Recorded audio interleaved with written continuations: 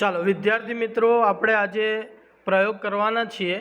હવે આ પ્રયોગની અંદર એવું છે કે કોઈપણ વ્યક્તિ પોતે કોઈપણ પાત્રની અંદર રહેલું પ્રવાહી કે કોઈપણ પદાર્થ એનું તાપમાન કેટલું છે, એ કેટલું ગરમ છે અને કેટલું ઠંડુ છે, એટલે કે ઠંડાપણા કે ગરમપણાની જે માત્રા છે એ પોતે નક્કી કરી શકે છે કે નહીં, તે પ્રેક્ટિકલ, તે પ્રયોગ આપણે અહીંયા કરવાના છીએ, બરાબર। હવે આ પ્રયોગની અંદર આપણે શું કરીશું,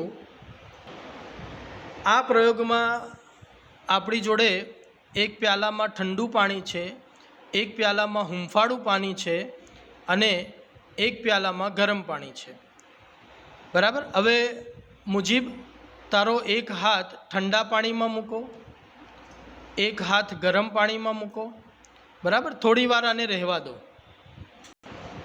મુજીબે તેના હાથ એક ઠંડા પાણીમાં અને એક ગરમ પાણીમાં રાખ્યા છે, બરાબર। હવે હું એને કહીશ કે હવે એના બંને હાથ આ જે પ્યાલો છે હૂંફાળા પાણીનો એની અંદર મૂકો મુજીબ।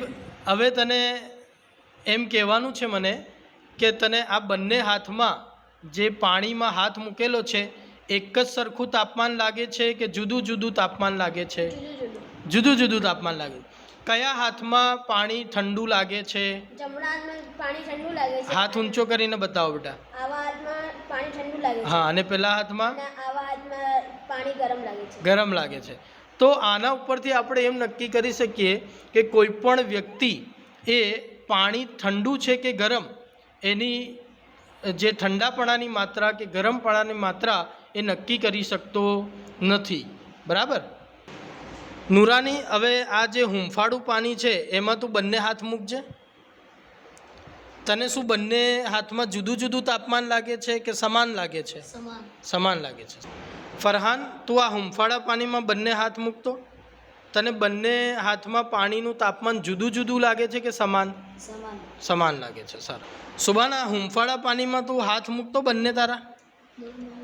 હા, હવે તને આ બંને હાથમાં તાપમાન જુદું જુદું લાગે છે કે સમાન? સમાન તાપમાન લાગે, સરસ। અહેમદ રજા, મૂકતો બેટા હાથ હૂંફાળા પાણીમાં બંને। બેટા આની અંદર તને કેવું લાગે છે પાણી? બંને હાથમાં અલગ અલગ તાપમાન લાગે છે કે સમાન તાપમાન લાગે છે? સમાન લાગે છે, સરસ। સાબિર, હવે તું તારા હાથ મૂક એ પાણીની અંદર બંને, હા મૂકી દો અંદર। બોલો, સમાન લાગે છે તાપમાન કે જુદું જુદું? સમાન લાગે છે, સરસ।